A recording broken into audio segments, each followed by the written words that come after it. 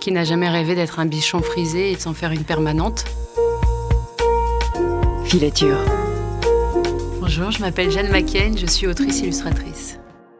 Pour Un drôle de lundi, j'avais choisi ce titre parce que, en fait, lorsque j'ai écrit cette histoire, je n'avais pas d'idée et j'étais en train de déménager, la maison de ma mère.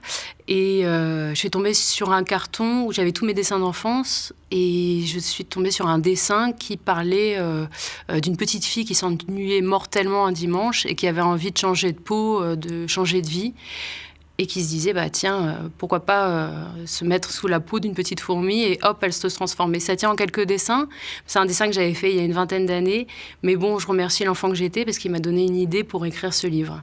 Si je pouvais changer de corps, comme dans mon dernier livre, ça serait peut-être devenir un bichon frisé avec un cornet de frites dans la pâte et humer l'air méditerranéen qui enivre et qui est galvanisant. Si galvanisant qu'on en écrit des histoires et qu'on fait des livres qu'on met dans les pauvres mains des enfants. Une héroïne fictive, c'est vrai que lorsque j'étais enfant, j'ai rencontré Fantomette dans les livres de la Bibliothèque Rose, voilà, et qu'elle avait cette espèce de tempérament et de liberté d'esprit, de vagabonder, de mener ses enquêtes toute seule, et je la trouvais déjà très, très libre et avec un pouvoir d'imagination génial. Je pense que la plus belle remarque qu'on m'ait faite sur un livre, c'était bonjour, madame. Ce livre m'a aidée pour telle ou telle raison.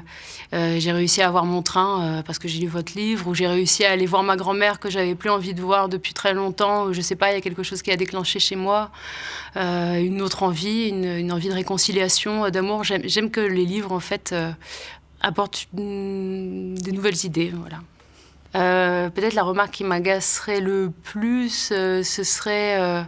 vice-versa, il y en a... peut-être de dévoyer le sens de mon livre ou de parler d'autre chose que ne dit pas mon livre.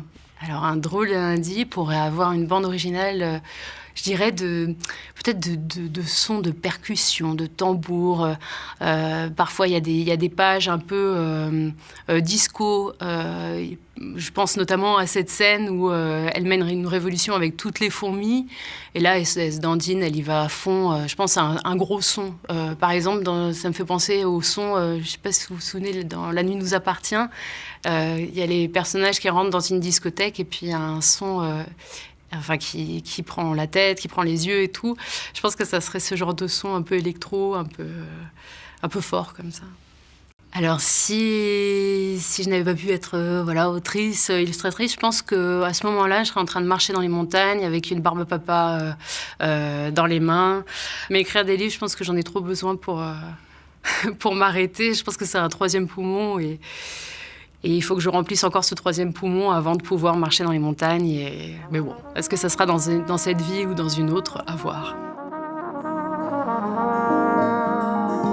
Retrouvez toutes les filatures sur le média de la Fête du Livre de Bron.